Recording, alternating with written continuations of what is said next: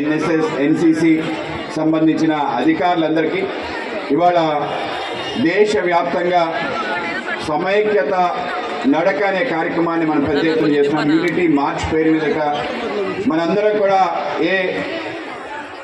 కారణంగా స్వేచ్ఛ స్వతంత్రాన్ని పిలుస్తున్నామో, ఎవరి కారణంగా భారతదేశం అంతా సమైక్యంగా ఉంది ముందుకెళ్తుందో,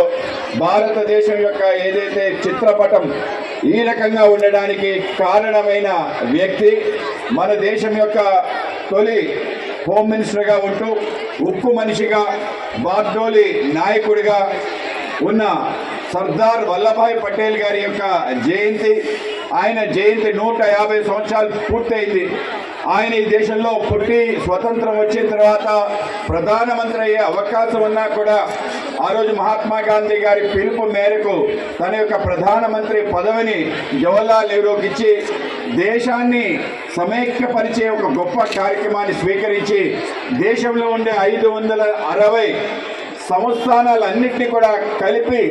భారతదేశం అంతా ఒకటిగా చేసిన వ్యక్తి. స్వతంత్రం తర్వాత ఆయన చేసిన అనితర కృషి కారణంగా, అలాగే 3 సంస్థానాల రోజు భారతదేశంలో కలవం అని చెప్పి పెద్ద ఎత్తున ఆందోళన చేస్తున్న సమయంలో జునాగఢ్, జమ్మూ కాశ్మీర్, అలాగే హైదరాబాద్ సంస్థానాలు భారతదేశంలో కలవం, మాకు స్వయం ప్రతిపత్తి కలిగే దేశాలుగా అవ్వాలి అంటే కాదు, కుదరదు, మీరు తప్పనిసరిగా భారతదేశంలో చేరాలి అని చెప్పి జునాగఢ్ నవాబ్ కానీ మన యొక్క హైదరాబాద్ నిజాం కానీ పెద్ద హెచ్చరిక తెలియజేసి ఆపరేషన్ పోలో చేసి ఆ యొక్క ప్రాంతాన్ని కూడా భారతదేశంలో విలీనం చేసి ఈ 2 ప్రాంతాలకి ఆగస్టు 15, 1947లో స్వతంత్రం రాలేదు. సెప్టెంబర్ 17, 1948లో ఆ యొక్క 2 ప్రాంతాలని కలిపి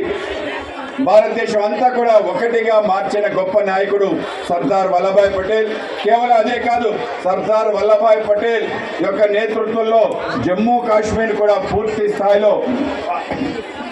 ఆ సమస్య పరిష్కరించి ముందుకు తీసుకెళ్లాలని అనుకున్నాడు. కానీ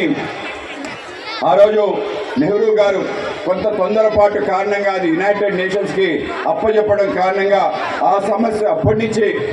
మొన్నటి వరకు 2019 వరకు ఆ సమస్య అలాగే ఉండటం జరిగింది. అయితే మన ప్రియతమ ప్రధాని నరేంద్ర మోడీ గారు రెండోసారి అధికారంలోకి వచ్చిన తర్వాత చేసిన మొదటి పని ఏంటంటే, ఏదైతే 370 అధికరణ 35 ఏదైతే ఈ రెండింటిని కూడా రద్దు చేసి పూర్తి స్థాయిలో జమ్మూ కాశ్మీర్ని కూడా భారతదేశంలో సంపూర్ణ విలీనం